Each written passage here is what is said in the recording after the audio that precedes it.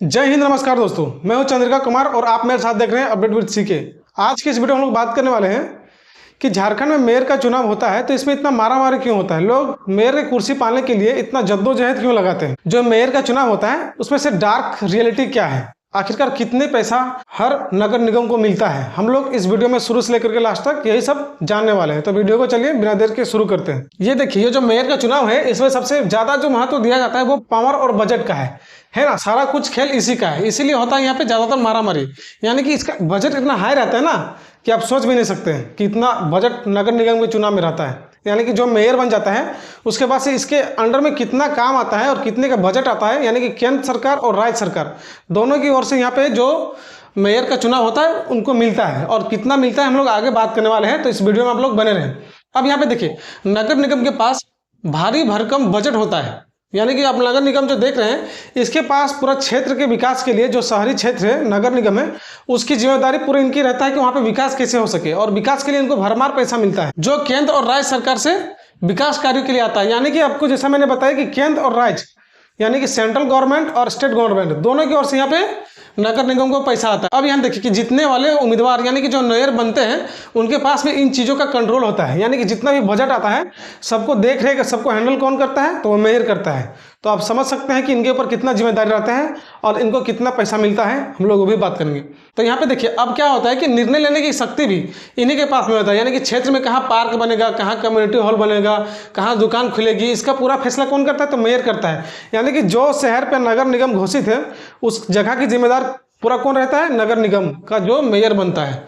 उनके पास में पूरा ये राइट्स रहता है कि कहाँ पे कौन अपना मकान बनाएंगे, कौन दुकान बनाएंगे, या फिर कहाँ पे कोई रेडी लगाने का काम करेंगे। यानी कि सारा जिम्मेदारी यहाँ पे मेयर का रहता है ना। इतना आप समझ लीजिए। अब यहाँ पे देखिए राजनीतिक रखूस इसमें भी बहुत ज़्यादा मायने रखता है। यानी कि यहाँ पे देखिए जो मेयर बन जाते हैं उनको कहीं ना कहीं एमएलए तक जाने का रास्ता खुल जाता है। तो ये हम लोग ऐसे जान सकते हैं कि ये देखिए, एक जो शहर होता है ना, ये बहुत बड़ा सा, ये पूरा जिले को कवर करता है ना। जो नगर निगम रहता है ये पूरा जिला को कवर करता है। तो एक बार अगर वो बन जाते हैं तो यहाँ पे आप समझ सकते हैं कि इनका फेस वैल्यू इतना बढ़ जाता है कि वो उम्मीदवार एमएलए के रूप में भी खड़ा हो सकते हैं। और इससे ये होगा कि यहाँ पे इनका तो फेस वैल्यू बन ही गया है, और जब ये एमएलए में खड़ा होंगे तो कहीं ना कहीं इनको वोट मिलने का चांस भी ज़्यादातर हो जाता है ना। इसीलिए यहाँ से रास्ता इनका एमएलए के लिए भी खुल जाता है। अब यहाँ पे देखते हैं कि यहाँ पे देखिए केंद्र सरकार से मिलने वाला फंड यानी कि सेंट्रल ग्रांट्स।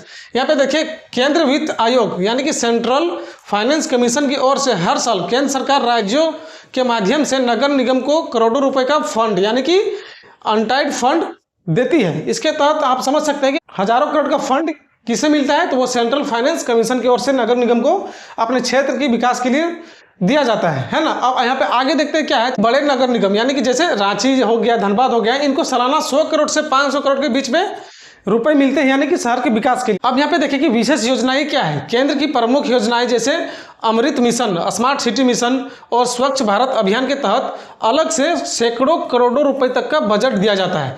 यानी कि आप समझ सकते हैं कि इनको तो फंड जो मिल रहा है सरकार की ओर से, सेंट्रल गवर्नमेंट की ओर से, वो तो मिल ही रहा है। इसके साथ क्षेत्र में अमृत मिशन, स्मार्ट सिटी मिशन और स्वच्छ भारत मिशन के तहत भी इनको अलग से करोड़ों का फंड दिया जाता है ना। तो आप समझ सकते हैं कि इसमें नगर निगम यानी मेयर के चुनाव जो जीतने की कोशिश करता है वो क्यों करता है, क्या कि इस पे बहुत सारा पैसा रहता है ना। और क्षेत्र को विकास की ओर ले जाने का सारा जिम्मेदारी मेयर को रहता है। अब यहाँ पे देखते हैं कि आगे क्या है। तो यहाँ पे देखिए राज्य सरकार से मिलने वाला बजट यानी कि स्टेट ग्रांट्स, इसमें क्या इतना भागीदारी है, तो हम लोग ये समझते हैं। यहाँ पे देखिए कि राज्य वित्त आयोग, राज्य सरकार अपने कुल टैक्स राजस्व का एक हिस्सा लगभग 5 से 10% नगर निकायों को बांटती है। यानी कि सरकार जो राजस्व का टैक्स उठाती है उसमें से नगर निगम को कितना मिलता है, 5 से 10% अपना हिस्सा काट के वो बजट में देती है नगर निगम को विकास के लिए। अब यहाँ पे देखिए इसके बाद क्या होता है कि ये तो मिलवे कर रहा है नगर निगम को। अब इसके बाद और एक सीन के लिए क्या दिया जाता है, तो यहाँ पे देखिए विकास अनुदान यानी कि विकास को बढ़ावा देने के लिए, जैसे कि सड़क निर्माण हो गया, पुल और ड्रेनेज सिस्टम के लिए राज्य सरकार अलग से प्रोजेक्ट आधारित बजट देती है। यानी कि ये तो मिल ही रहा है। आप देख सकते हैं कि राज्य सरकार इनको अपने राजस्व का एक हिस्सा जो 5 से 10% वो दे ही रहे हैं, साथ में ये राशि अलग से मिलता है हमको जो सड़क निर्माण, पुल निर्माण और ड्रेनेज सिस्टम को मजबूत करने के लिए दिया जाता है। यानी कि मेयर बन जाने के बाद उन पर जिम्मेदारी बढ़ जाती है। और यहाँ पे केंद्र सरकार के साथ साथ राज्य सरकार से भी बहुत सारा फंड मेयर को मिलता है। अब यहाँ पे देखते हैं कि नगर निगम अपनी कमाई किससे करता है, यानी कि ऑन रेवेन्यू कैसे करता है। जो मेयर अपने क्षेत्र का बन जाता है वो किन किन तरीके से अपने नगर निगम से पैसे कमाता है, तो हम लोग उस पर बात करने वाले हैं। और ये सबसे महत्वपूर्ण हिस्सा है ना, यहाँ पे देखिए यह सबसे महत्वपूर्ण हिस्सा है, क्योंकि जो निगम जितना ज़्यादा टैक्स वसूलता है उसके पास उतना ही ज़्यादा पैसा होता है। अब देखिए बड़ा बड़ा जो शहर है वो तो अपने हिसाब से ज़्यादा टैक्स लेता है, क्योंकि वहाँ पर जनसंख्या ज़्यादा है। बड़े बड़े इंस्टीट्यूट हो गया, बड़े बड़े फ्लैट हो गया, होटल्स हो गया, स्कूल हो गया, यहाँ पे बड़े बड़े पैमाने पे ये सब बनता है। अब यहाँ पे देखिए इनका जो पहला जो नियम है टैक्स लेने का वो क्या है, होल्डिंग टैक्स, यानी कि प्रॉपर्टी टैक्स जो घरों और दुकानों से वसूला जाता है ना।